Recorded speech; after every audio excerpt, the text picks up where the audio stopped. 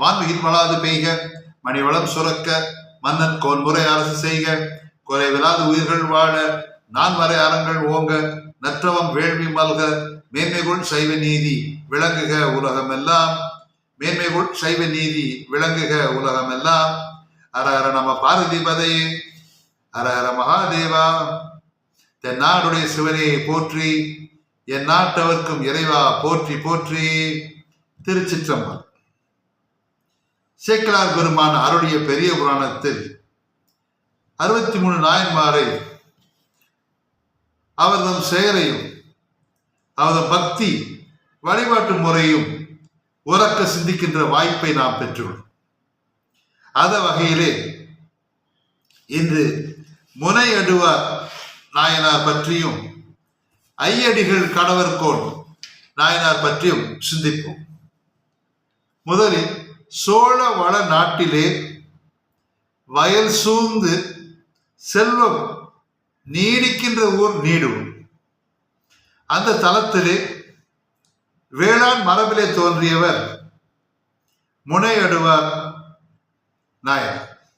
இவர் சிவபெருமானிடத்திலே மாறாத காதல் கொண்டவர். உள்ளம் உருகி வெள்ளம் போல் கண்ணீர் பெருகி வழிபடுவார். போர் செய்வதில் வல்லவர். மாற்றாரை எதிர்த்து போர் புரிந்து வெல்ல வல்லவர்.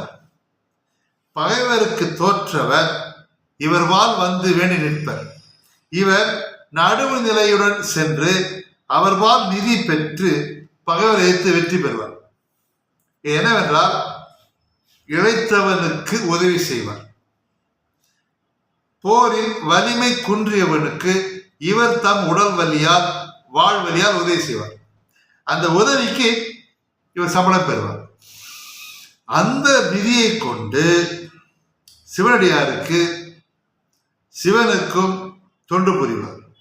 சைவ நெறியில் நின்று சிவலோகம் அடைந்து ஆறா அமுதாம் பெருவாழ்வு பெற்றார். போர் முனையில் எப்பொழுதும் பணி புரிந்ததால் முனையடுவார் என்றும் பெயர் உண்டு. அடுத்து ஐயடிகள் கடவர் கோமான் நாயனார். தொண்டை மண்டலத்திலே காஞ்சி மாநகரை தலைமையை கொண்டு ஆட்சி புரிந்த பல்லவர் குலத்தை அவதரித்தவர் ஐயடிகள் கடவர் கோன். இவர் கலியையும் பகவது வலியையும் அடக்கி சைவ நெறியை எங்கும் பரவச் செய்தவர். திருவும் புகழும் விளங்க, எல்லா உயிரும் பெருமையுடன் இனிது வாழ வேத சிவாகமங்களை போற்றி ஆட்சி செய்தார். இவர் வடமொழி தமிழ் மொழி என இரு மொழிகளிலும் புலமை பெற்றவர்.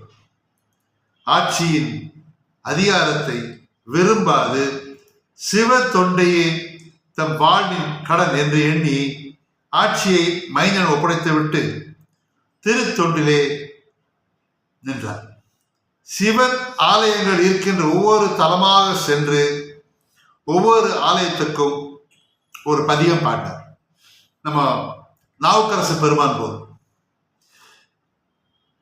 இறைவனுக்கு சூட்டுகின்ற பூமாலை மாலையில் வாடிவிடும், ஆனால் பாமாலை வாடாது என்பது திருமூலரும் திருநாவுக்கரசரும் சுந்தரமூர்த்தி சுவாமியும் நமக்கு வழங்கிய அறிவுரை.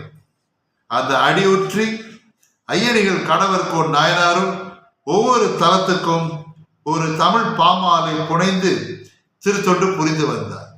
அப்படி இறுதியில் பூலோக வாழ்வை முடித்துவிட்டு சிவபெருமானுடைய திருவடி நிழலை அடைந்து இன்புற்றார். நன்றி, வணக்கம்.